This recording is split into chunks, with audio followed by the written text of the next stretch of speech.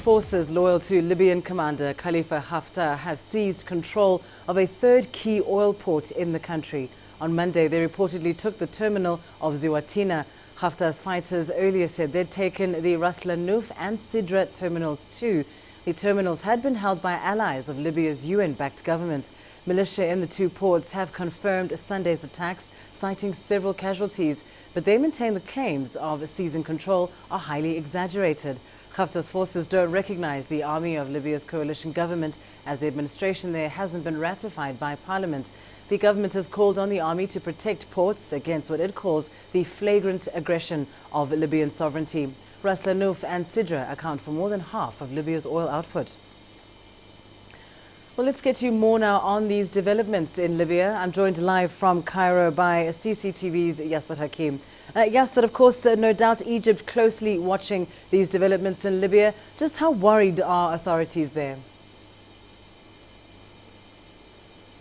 Well, there's been a statement from the Egyptian government. It's a very short statement saying they're closely monitoring the situation in Libya and calling for unity between the different forces. Now, Egypt is very worried, and I think Libya's neighbors are all worried at this point, because any breakout of civil strife or civil war could mean that this will open the way for militants such as ISIL to flourish in the area again.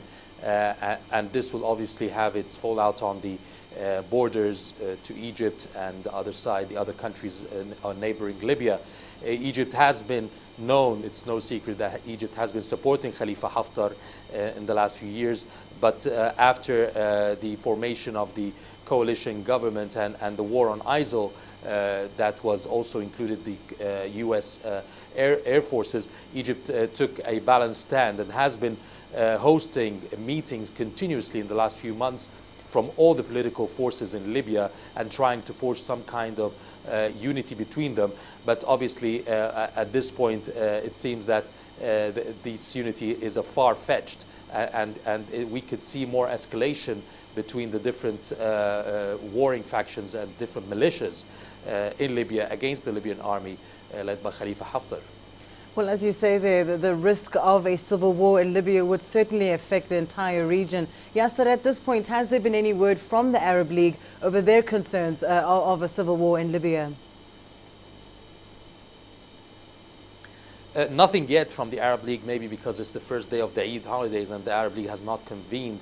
But the Arab League stance has been very disappointing in the last few years. I mean, only last Thursday, and we're talking 4 years after the strife in Libya, only last Thursday has the Arab League announced that it will deploy an envoy to Libya. It is still unnamed who this person will be, but it's a bit belated at this point, leaving the room for the foreign intervention, for the infighting between the political forces, for Western intervention in the Arab country, whereas the Arab League should have been the first to react in Libya and to take a stance and to intervene to try to bring the Arab countries together and the Arab and the Libyan forces together. And at this point, only now we might see some kind of a UN envoy, an Arab League envoy that will travel to Libya once it's confirmed who he will be. But the Arab League has been helpless in the Libyan issue and Libyan file, and the Arab countries hope that it will be more effective in the near future. Indeed. Well, thank you very much for that. Yasser Hakim live for us there in Cairo.